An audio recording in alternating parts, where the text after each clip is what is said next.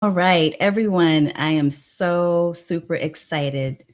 I'm Tanya Smith with Get Noticed with Video and Stream Like a Boss TV.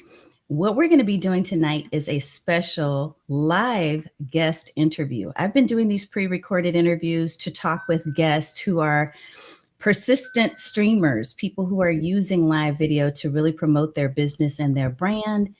And we've been doing pre recorded as live, but tonight I have a very special friend and guest, Stephen A Hart, that I'm going to introduce you to in just a few minutes. Before I do that, I'm going to share my quick intro video and give you a chance to go and get your favorite drink, whether it's water, coffee, wine, whatever it is.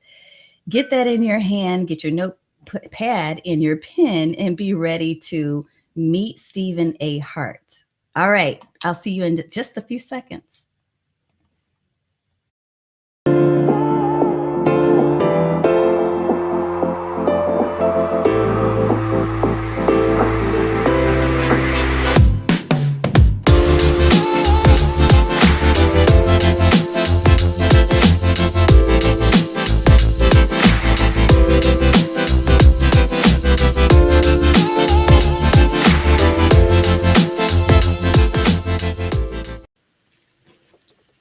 All right, everybody, you have to meet my incredible friend, Stephen A. Hart, with the biggest smile ever. Stephen, welcome. You caught me in the background, like jamming to your music. I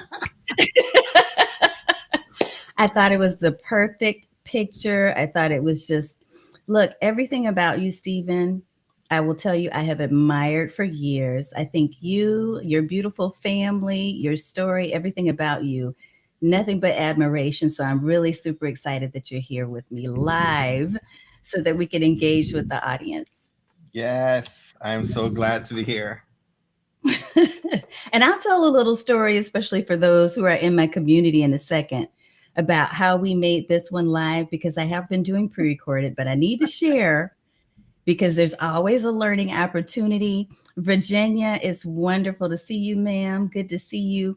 If you are here, whether you're on YouTube, LinkedIn, Twitter, Facebook, wherever you are, feel free to say hello. We are here engaging with you live in these comments. So I'm super excited to have. This is just going to be a little bit of a twist, and we're going to do some impromptu stuff, probably, Stephen. Let me do this first. That's the way it's gonna be tonight, dude, because it's been a crazy couple of weeks. So what I want to do first is introduce you because I need to do this formally and make sure that people know your background because it's stellar. First of all, Stephen A. Hart, and we're going to add that A when you're looking for him online to differentiate because there are lots and lots of Stevens, but there's nobody like Stephen A. Hart. He is on a mission to help guide heart-centered leaders and entrepreneurs through a proven process to identify their life's purpose, vision, and so that they can design a brand and a future worth living and leaving. So here's the thing that you need to know about Stephen. He is the founder of Isles Media LLC. He's the host of the top-rated Trailblazers.fm podcast and the creator of Brand in Demand. He has featured over 250 successful Black entrepreneurs, leaders, and professionals on his podcast and his live shows, reaching his Blazer Nation, which I love that, Blazer Nation community in 150 countries. There's so much I could go on, but I want to definitely tell you this. He's a proud husband to his wife, Kristen, of 13 years. And together they are proud parents of what he calls two crumb snatchers, an 11-year-old daughter and a 7-year-old son. So definitely had to share that little tidbit about you. But also people can find you. Is it StephenAHart.com? Yes. Awesome. I'll be popping that up a little later, but here's what I have to do. I need to ask you, what is not in the bio, Stephen? Talk a little bit about what people need to know that's not in the bio. Not in the bio is that I'm gainfully employed. As a Jamaican, I have probably 17 jobs, right? But I am gainfully employed in addition to the things you mentioned. I am the director of new media content at the SANS Institute, which is the world's largest cybersecurity and certification firm on the globe. And enjoy that role. I actually just stepped into a promotion, which we'll talk about a bit more about in our convo. So, Yes. Look, Virginia said, a man of many hats. yes, And then we Virginia. also have a hello from Philly. Awesome. Marla. Hi, Good to Marla. see you. So, look, the thing about you having many hats, this is one thing that I absolutely adore is that you and I both have kind of run a little bit on the same track when it comes to that because we both are juggling. And so we definitely have to talk a little bit about the juggle, right? Because not everyone, I think, does things at the level of excellence that you do and still is able to thrive in all of these different spaces. So we're going to have to talk a little bit about that. In fact, Teresa said, wow. And then I also saw, and he is doing an excellent job. So someone from LinkedIn, I'm sure that these are your people, your circle. My Blazer It's Nation not, community is yeah, repping on LinkedIn. Blazer Nation in the house. So look, I want to talk a little bit about, there's so many things I want to talk about. Let me share this first. So Stephen, not only is he incredible as a business professional, but he is also an incredible human being because we literally had pre-recorded this video. I'm only sharing this for purposes of my community over in the Stream Bosses camp. So the Stream Like a Boss folks, I want you to know that we pre-recorded this. And then somehow it probably was user error, but I missed the video pulling it, right? Because we recorded this several weeks ago in order to pre-record it or share it as a pre-recorded video through live. Mhm. And I'm sharing that to say after all the many videos that I've done, and I've done a lot, a whole lot. This is one of those moments where you think, oh my God, my systems failed me. I want to say this because no matter what you do, nothing is ever going to be perfect. Mhm. You always need a plan B. And Stephen stepped right into the plan B. And so thank you for that. I just had to share that. Sometimes Absolutely. mistakes will happen. And as I shared with you earlier, that's happened to me too on a podcast many times over, and more times than I'd care for it to have happened. And Yeah. so, with Restream and StreamYard, you have kind of a limited window. I think StreamYard just updated their 14-day window to a permanent window of time that it stays there, but Oh, you're capped on the storage that you're allowed. So okay. whichever platform you choose to live stream, be mindful of that. And if you make the mistake, you're human. You Yeah. are human. Yes. We're real people We right are. here. So let's talk about live streaming. And I know podcasting, honestly, that's where I think you were when we first met, is you were Yeah. starting to podcast. I need to share this hello because it's somebody else from Blazer Nation. 13 jobs and one at the flower shop. I love it. I love it. And then someone else, Teresa saying Team StreamYard. Yes. All right. So she's giving hearts to StreamYard. I love Talk it. a little bit about how you started out. So I know it was the podcast, but tell me a Yeah. little bit more about how things morphed into you using more video. Yeah. So I'll get real. The truth is, it's not a pretty transition. The truth is, in December 2019, my dad suffered a stroke, and it was the first thing. So I've been podcasting for more than 5.5 years now. February coming will make 6 years I've been podcasting. And so I went 205 episodes of the podcast, never taking a break. Every Monday morning, 5 a.m. Eastern, I'd put an episode up.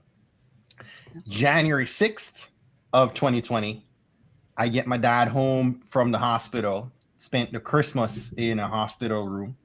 I get home, my editor reaches out and says, I've missed several interviews I'd scheduled over the Christmas break. he says, "Hey, what are we doing?" And I'm like, "We're doing nothing," because I'm balling on Right. my dad's living room floor in Jamaica, and I was empty. And so I took the first half of 2020, and then 2020 happened, right? Kids end up home from school, wife gets furloughed, wife gets injured herself, like all the things that could go wrong did. And I Yes. literally went through a season of mental strife, like, in therapy, all the things. I Hmm. resumed a podcast. One of my dear friends said, "Hey, I'd like you to do a series in the fall with Procter and Gamble." Said, "Sure." So we did a season. I finally came back to the pod. What I thought was going to be a month became 8. We resumed the podcast in September, and I had enough in the tank to kind of get us to December. My dad comes to spend, so he gets better.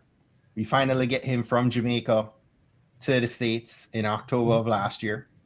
And he comes to me for Christmas last year, ends up having a second stroke here in January. And at that point, I was like, you know what? I don't have the bandwidth to be able to do the post work of the podcasting. Yeah. Post work has gotten easier with tech these days, but you and I know podcasting from the days where you'd spend 5-6 hours editing one Oh, one yeah. hour of an episode. And so my story isn't pretty, but it's real, right? I fought last year with identity crisis that came from it. I needed to stop to deal with Stephen in that season. Hmm. But at the same time, for 4+ years, the podcast was my life in many ways. It was my identity. It's a big part of me. And so I wanted to resume that. I didn't want to go into another 8-month break. I wanted to publish, but I said, how could I create content? How could I have these conversations, but not have the headache of the post work? And I'd been watching live streams at the time, and I said, you know what? I'm going to figure this thing out. And I entered the year, literally on the other side of my webcam right now is a pretty big room. I'm in the basement of my house. Half of this room is my office. The other half I turned into a studio apartment for my dad. And so while he's here recovering from his second stroke, I would cut the lights off in the morning, sit here, have my key lights hit me as they are right now, and I'd be going live. And I still do that to this day. And I literally went through I remember saying this to you before, but I went through a mindset where I had to embrace this new mantra, right? I was going to embrace being bad until it got good. Right. Yes. And that's what happened. That's how it got started. Oh my goodness. Look, I love your story for so many reasons. One, it's real. I don't always hear, we don't always hear, and I know the people that are watching this don't always hear the reality behind all the things. It just looks polished, it looks nice, it's beautiful, right? But nobody knows all the things that are happening in the background. I think when you and I were interviewing before, your dad was in the background kind of hanging out and just listening in, right? But it's reality. These are things that still happen. Just because you showcase or you're seeing other people showcase themselves as though things are perfect, we're all human beings. Yes. And this is the number one reason why I wanted to do this interview series, Stephen, because of you, because of your story, and because of what people need to know, which is you can still do live video. You can still engage with other people and create a space for your message in spite of the things that are going on, the adversities that you may be facing in your life, because you fought through that and you realized that someone needed to hear what you had to share. Yeah, absolutely. Absolutely. And that's coming from the podcasting days. I realized that, you know what? There's a small group of people who are waiting for me to get off my behind, step up to this mic, and ask some difficult questions that are going to help them to impact their own world in a way that they couldn't before until I made that episode happen. So this wall behind me is what my daughter affectionately calls my Hall of Fame, my podcasters Hall of Fame, right? There's some of my fun interviews. There are people up here like Janice Brandt Howroyd, who, you know, is the first woman to build and grow $1 billion business, right? But there are people on here like Craig DeBarbo, who just left corporate America and said, hey, you know what?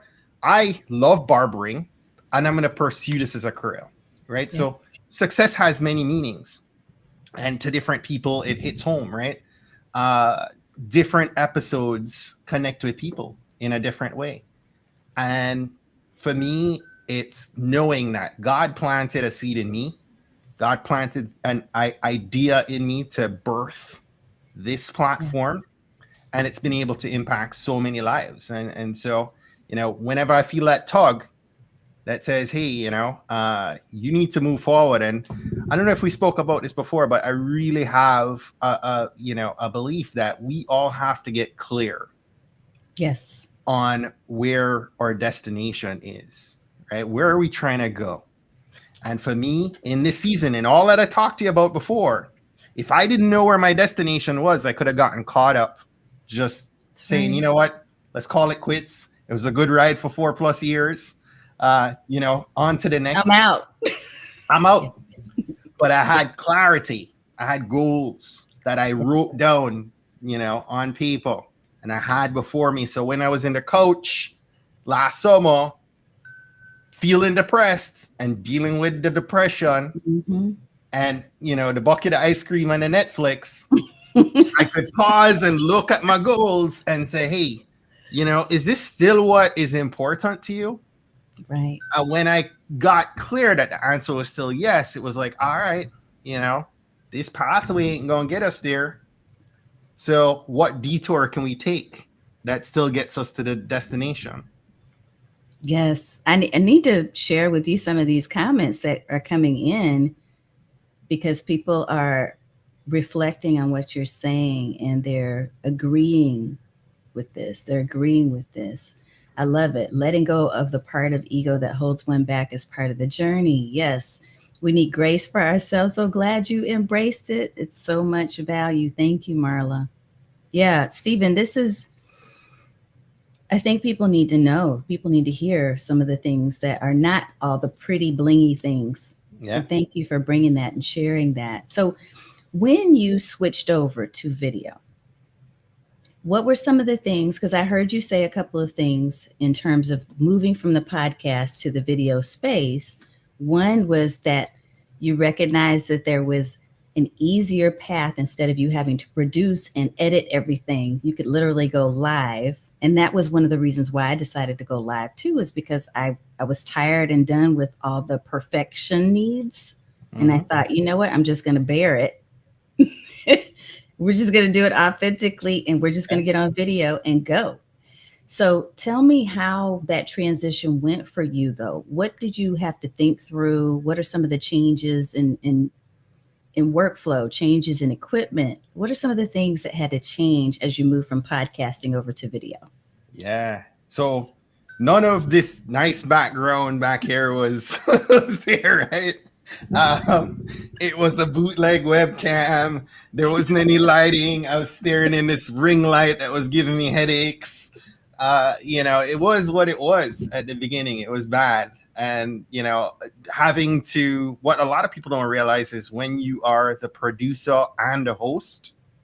So right now, right, I'm talking. I just have to talk. But you have to manage comments. You have to you know, if you're switching screens, like you have all of these things to manage. And what I would say to anyone looking at live stream, what I had to first do is say, look, I do not have to turn on all the bells and whistles that are available to me. I just need to hit record, and I just need to pause. And if I'm going to get wound up in the comments thread, because that can happen too, right? You know, when you just get started and you realize that whatever you say can't be taken back, and your heart starts racing because you're worried and you get anxious, that you're going to say something that, the world is not going to forgive you for, which is not the case, really. But you're going to get in your own head. Mm-hmm. So initially, I had to work through that. There are times where I go live and I literally would just make sure I'm live, make sure I'm unmuted, because I've started too many lives on mute. I've done that. Talking for a whole minute, and then I see the comments light up, or somebody sends me a WhatsApp like, you're on mute. Mm-hmm. Been there. So I'll make sure I'm good. And I kid you not, there are days where anxiety is on me, and I'll just turn it on and I'll flip a tab and I'll look at something else. And I know everybody's seeing me, but I don't need to see them. I just need to get the idea or what God placed on my heart out. And then I can come back and I can deal with the comments and I can close up my stream. So, that's right. Part of it is a big thing for me was sometimes you turn on a video and you're just blabbing on, and that serves no one. With a podcast, you have a lot more structure and no one's watching you. And then you have all the post edits, so you can fix all your ums and ahs and pauses and all that. You can't do that in a live. It's raw.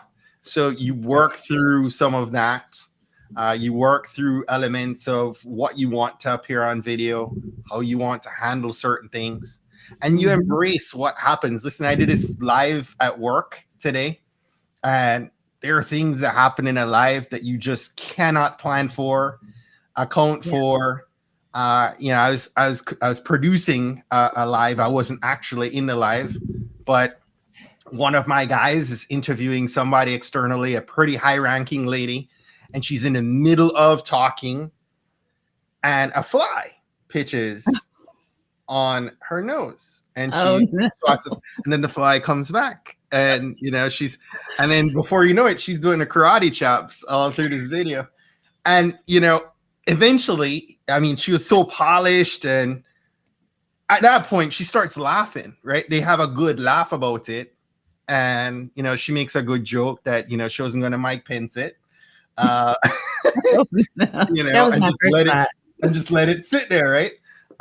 But they had a good laugh, and then they could be like, hey, at least this is live, because we're going with it. That's right. But those things happen in life, and I had to work through all of those things. The mornings where you get up and you can't get your video to turn on. I've literally done a live where it's audio only, and I just shared something on my screen. I've gone through all of it. So, but you know what? Again, like I said earlier, you just commit. Just like I committed to podcasting, I committed to live streaming, and I said, you know what? It's going to be bad till it gets good. And it's gotten better and better over time. You add more efficiency, you add more systems, more processes. You figure out your workflow, you figure out what works for you, what doesn't, and you make it your own. And then after a while, it gets much easier. And then before you know it, people are turning to you for advice. Which they are. Yeah. They are turning to you for advice. Because, look, it's hard to believe that you haven't been doing this for years and years. You've been doing podcasting for a while. But you have such a polished presence. And I truly believe, Stephen, that it is, and the same goes for both of us. It's because we stay committed, like you said, to being bad until it got good, right? You still put yourself out there. Yeah. So kudos to you on that. If you were brand new and you were starting out right now, what are some of the things that you would tell a newbie, a person who is brand new to putting themselves on camera? Because they may be watching, they're listening, they're looking, and they're saying, hey, I want to try it, and they're giving me some hope. But what are some of the first things that you would tell that new person to video to do or to think about?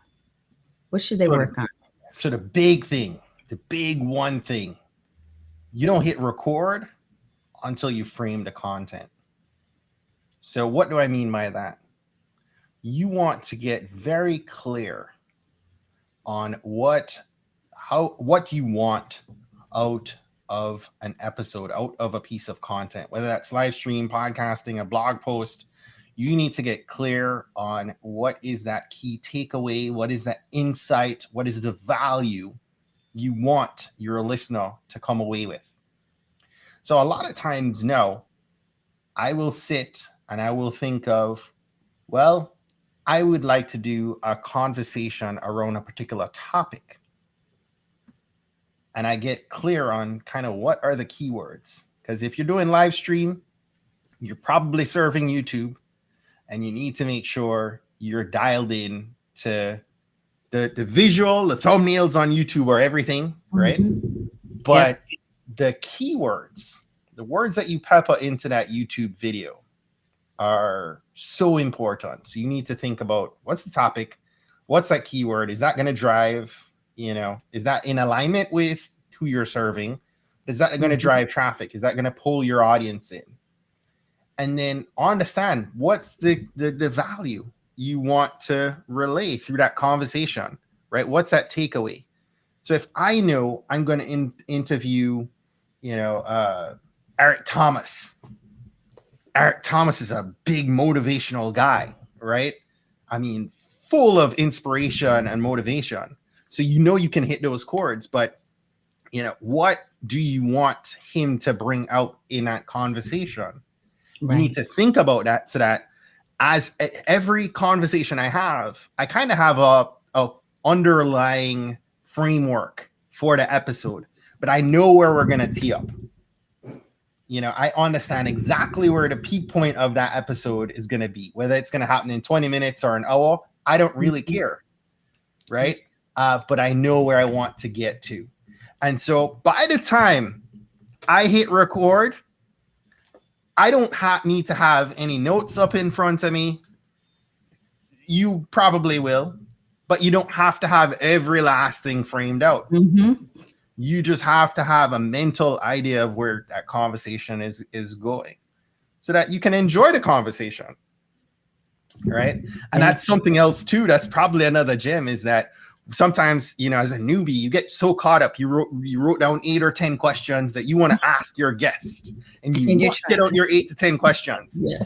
And listen, I've gotten to the point where I woke up and I was in the 3rd question, and I'm like, ooh, this right here. I can't go past this, right? And I'll think like how my listeners think.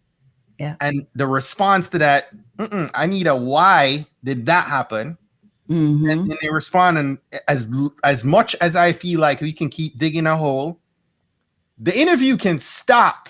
We can toss all the other questions in the trash and live right there in that conversation, because that is where the magic happens. So just get clear on what you want out of the episode, right? Yes. But you know what? You could have framed that thing and something else is there. Don't stay on the surface. Dig deep and go for it. And you're talking specifically, it sounds like, about interviewing other people, which is definitely an art in itself. Yeah. It is something, like you said, you have to maneuver, because you can have that set of questions. And I know I've done it. And you're so focused, like, wait, I was supposed to ask this question next, but he's already answered that. Where do I go now? You have to be, just like with anything else, be a good listener, be caring, be compassionate. Think about what it is your audience wants to know. So I love that you're sharing this. I need to go through some of the comments here, because I am loving the comments coming through. Excellent direction. But this one is one I really wanted you to see. Thank you for sharing. I needed to hear this. Yes, I'm City. Somebody needed to hear what you had to say, Stephen. Yes, you both know your purpose. It comes across pretty powerfully. Yeah, but just like Stephen said, Teresa, we both have been in spots where we weren't clear initially. There was a point, at least I know in my career, where I really didn't have a clue. And we experimented until we got it right. Right? And got clear. So I do love that it comes through now. Stephen, your live streams have become a source of inspiration, insights, and knowledge. Ralston's one of my diehards, man. Ralston shows up every single Monday, Wednesday, Friday at 8 a.m. and I love it. Appreciate you, brother. Awesome, awesome. So talk to me about that schedule of yours. How did you decide how many times a week you were going to go live? Mm. I don't know what motivated me to initially start this way. I just thought, I wanted to do more than once a week. I Yeah. wanted to experiment doing multiple times a week. And it's been rough even this year with it. I knew that Fridays was going to be my traditional Trailblazer style interview. And more recently, so when we started off, Monday and Wednesday, I was just doing solos. But I've always had this vibe, this energy pulling me towards doing a panel style conversation on Wednesdays and inviting more people to have conversation. One, there is a strategic mindset behind having a panel style interview, right? If you're having a guest style platform, every new guest you bring, you leverage their network, their reach to bring more eyes to the content you're creating. So a panel invites multiples. Your leverage just increases. But I've always wanted to have that kind of panel style conversation. And so I'm experimenting with that right now and doing what I call a Wednesday takeover and having a good partner who is actually interviewing or bringing people to the table.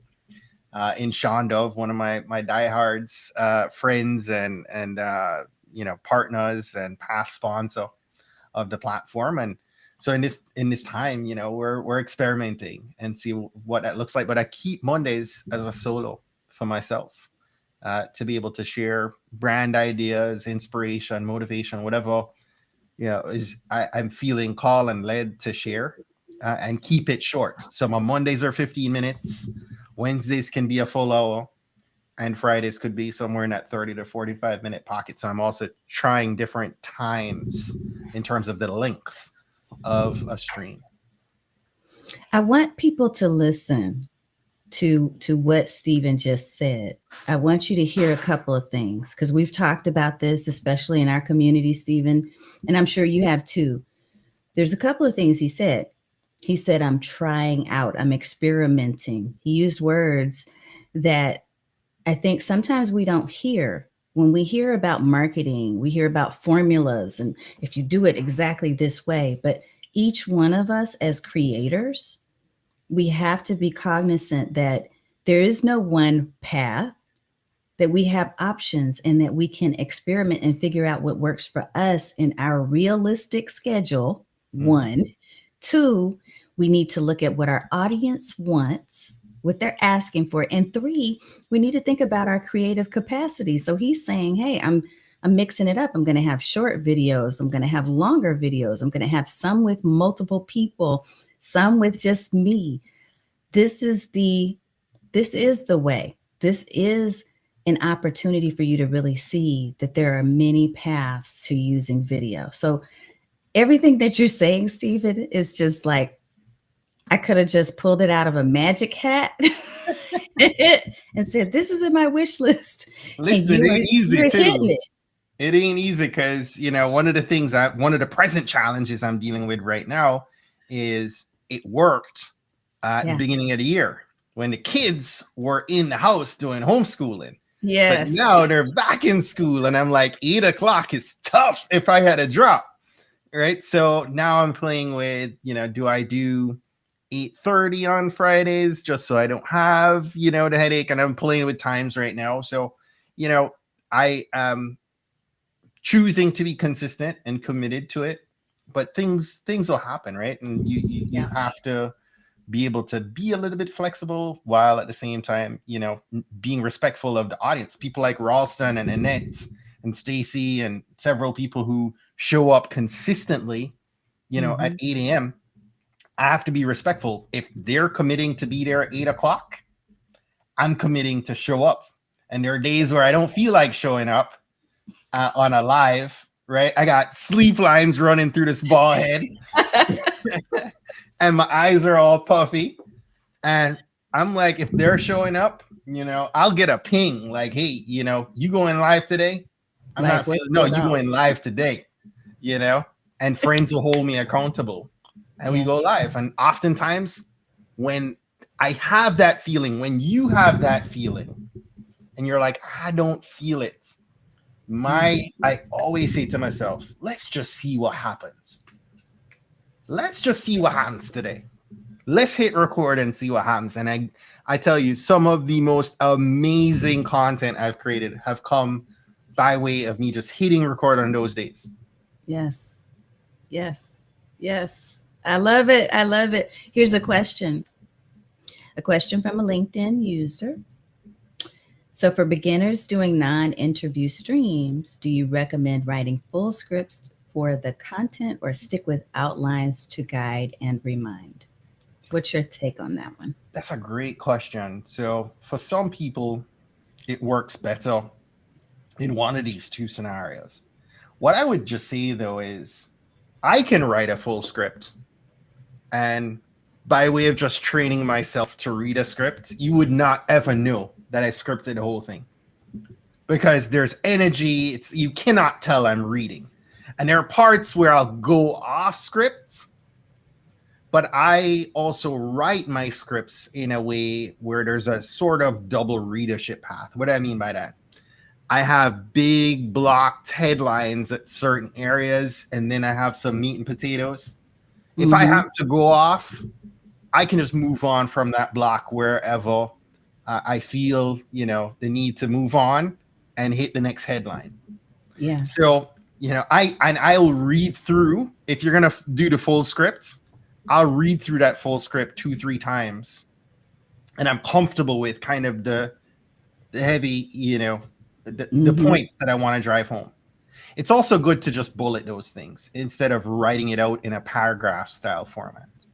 Yeah. I prefer now to outline versus writing a full script. But when I started, believe me, I could show you my Evernote right now where all my Trailblazer episodes. I would write out whenever I was doing a solo. I'd write out the whole thing. I could literally copy the whole thing into a transcript when I was done, and that was just the way I operated. So you can do it, but what you don't want is for your listener to feel like it was so scripted. Right. You want to add energy, and you want to add, even if it's a podcast, if it's non-video, if it's non-interview, people still hear your smile. People still feel your energy. I can come in and say, hi, you're listening to Stephen A Hart, and you're listening to Trailblazers.fm, right? And immediately the energy is low and dead, That's right? Or you're listening to Stephen Hart, thank you so much for coming on to Trailblazers.fm today. And you're immediately fired up. If you're listening to the podcast, you're like, yo, this dude drank too much coffee this morning. He's on monster drinks. Caffeine. And so you want to energize your audience, your listeners, no matter how you feel, fire yourself up and give them your energy, your best energy. And you know what I hear you saying in all of this? Because I'll tell you, I do things a little differently, and I'll share my quick, short take on it. But I hear you coming out from the podcaster mindset. Let me tell you why. Because voice is really everything when it comes to being a podcaster, for sure. Yes. But it does translate, like you're saying, even when it comes to video, the voice matters. Gestures. Your demeanor and the way that the way that you're showcasing who you are and who you're being at the time, in the moment. It does matter. It's one of the reasons why I always talk to people about making sure you give yourself a little time to breathe. Because I used to jump from my 9 to 5, run up the stairs, hurry up and get on camera, and I'd be darn near out of breath trying to talk to people. And it did not come off well. It came off like it was, and your thoughts were all jumbled and distracted and just crazy. So give yourself space to prepare, just like Stephen's saying. And I'm big for beginners, since the question is referring to beginners. I agree that scripting out can definitely be a plus as long as you pay attention to what Stephen said, do not read from the script. Don't look like you're reading from the script. If you're brand new to this, probably your best bet is to start out with doing an outline or bulleted points. And what I teach often is to just use some sticky notes, like put sticky note 1, sticky note 2, and sticky note 3 around your ring light if you have a ring light, for example. But don't give yourself the overwhelm of having to juggle all the many things, including your full blown script. If you feel like you're not going to speak comfortably, because we don't want you coming off like you're a robot on your videos. And something I still do to this day is that whether I'm guest or I'm host, I almost always have my screen split in half. One for the video that I'm in, and other for the bulleted items that I want to make sure I cover during my conversation. And so, my eyes aren't drifting everywhere. I can Yes. still pay attention, but I'm also on track with where we want to be. Be respectful of time, whether it's an interview style or non-interview style. Mm-hmm. You still want to drive that value home. You still want to give your listener that takeaway. The episode needs to be as long as the episode needs to be. As long as you're adding value, they'll stay. Yeah. Ask Ralston, right? Ralston can comment on this right now. Ralston's been with me for 15-minute episodes. Ralston's been with me for hour and 15-minute episodes. And sometimes those hour and 15-minute episodes end up, and somebody sends me a DM and says, why the heck did you stop that conversation? Because that thing was juicy. You should have kept going. And I'm like, it's an hour and 15 minutes. This needs to be 2 hours, 2 hours. Right? But when it's good, no one wants you to stop. Yeah. So I love it. Don't necessarily time yourself. If you want to live within a half hour, live within a half hour. Right? But I used to fight for that when I just started. I'd be like, I want every episode 30 minutes. Well, I can have what I've realized with Trailblazers. I could have the same 8 to 10 questions that I interview 10 people. 2 or 3 of them are going to be done in 20 minutes, 25 minutes. Majority are going to take 30 to 45 minutes. And then you have your outliers that take a O, and probably could keep going if you don't push them. And look, we've even gone over time for most of my guest interviews. But I know. It's because it's value. It's because I feel like everything that you're sharing, that we're talking about tonight, is something that's going to be relevant to someone who is staying on because they feel like, hey, this is exactly what I needed to hear in this moment. Yeah. So kudos to you, of course, for all your different ways that you do things and the approach that you use, Stephen. Look, okay, let me ask you this, and then we'll get ready to wrap, because I want to respect your time. If there was one piece of equipment or one thing that you've discovered in the process of your journey for video that you just couldn't live without, whether it's software or equipment, whatever it is, but what's one thing that you couldn't live without? One? No, you got to pick one. I can't say one. I got to give you a couple. So I'm a StreamYard junkie. I'm big time # the yard, right? Big time believer in StreamYard. But beyond that, man, I love my Logitech. I bought a Logitech Brio. I was looking at all these fancy DSLR cameras for streaming, and I just wasn't ready to spend $1,000 on a camera. Mm-hmm. And it's Logitech Brio. Has software, so I can pan the video left or right. I can zoom in, and the quality of the video. If I switch back to my MacBook camera, you'd be like, "What's Apple up to?" What happened? It's so polished. And then I got key lights that attach to my desk. I got some key lights from Elgato. They're a little bit more expensive, but I got rid of the ring lights. It's over here somewhere now. And now I'm not staring in lights anymore, but I have all this nice light, on each side of my desk, brightening me up. So You don't Yeah. have to spend all that money right away. Like I said before, I started with what I had and then slowly migrated. But figure out if you're a Restream or a StreamYard person. Both are amazing platforms. And Yes. slowly just improve on the quality of your video, your lighting, and other bells and whistles. All the other background stuff, I do everything in Canva for free. So you can do a lot with a little to get You going with sure live stream. can. You sure can. You sure can. And I love that you talked about the Brio because I've had some people that have asked about it.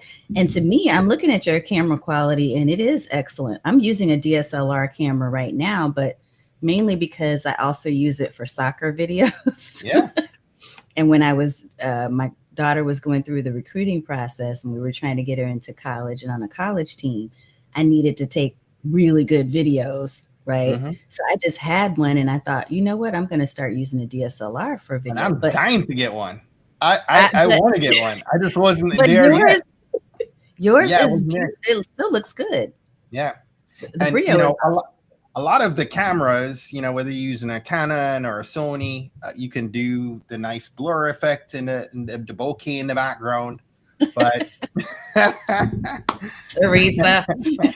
Teresa's Okay, like, give me that ma'am. link. We'll make sure we get you that link. I have your DM, so I'll send you a link for the Brio. But yeah, no, it's a great camera. I love it, and it has software that I'm able to manage my lights and my camera Yeah. directly from my desktop. I love it. I love it. Well, thank you so much. Thank you for having Stephen, me. as always, like you're my brother. So just know Absolutely. anything you need from me, I'm there. I know you've been there for me as well. Look, Ralston left this comment I have to share. You're always adding value. So people recognize that. People know this about you. You're going to have more fans, I'm pretty sure, from this broadcast, from my community that are going to start following Stephen A. Hart. Look, let me go ahead and put your website in here so that people can find you. Stephen A. Hart. I'm going to capitalize ahart.com, right? Yeah. And And I'm this, most active. I'm real active on Twitter, on the gram, and on LinkedIn. And you can find me at Stephen A. Hart on Twitter and on Instagram. So definitely connect, wherever you are, connect with me. Let me know what you appreciated most. And let's stay in please touch.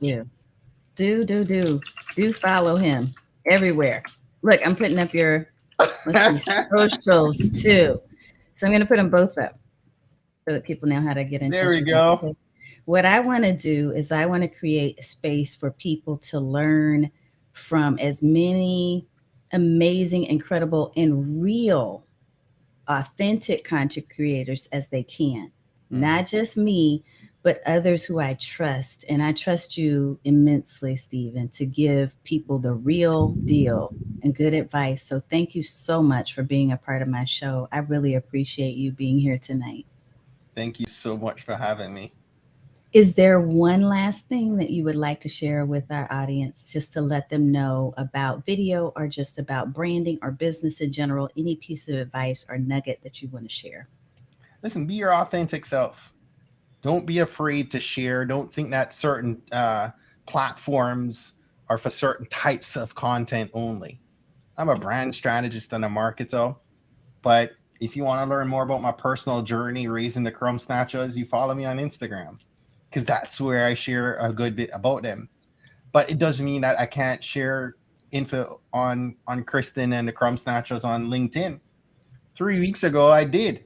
And surprisingly, the thing went viral. And, on Labor Day weekend, I shared a post about me and my wife I moved from Florida to Maryland this past Labor Day 14 years ago. Wow. And on a whim, I was dating a girl for a year long distance. Now we're married and we have kids and all of that.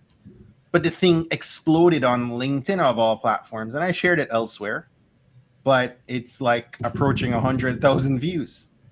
So when the nugget I'll leave is take away this mindset that your content belongs in only certain places, right? If you're being your authentic self, you show up the same everywhere you are, right?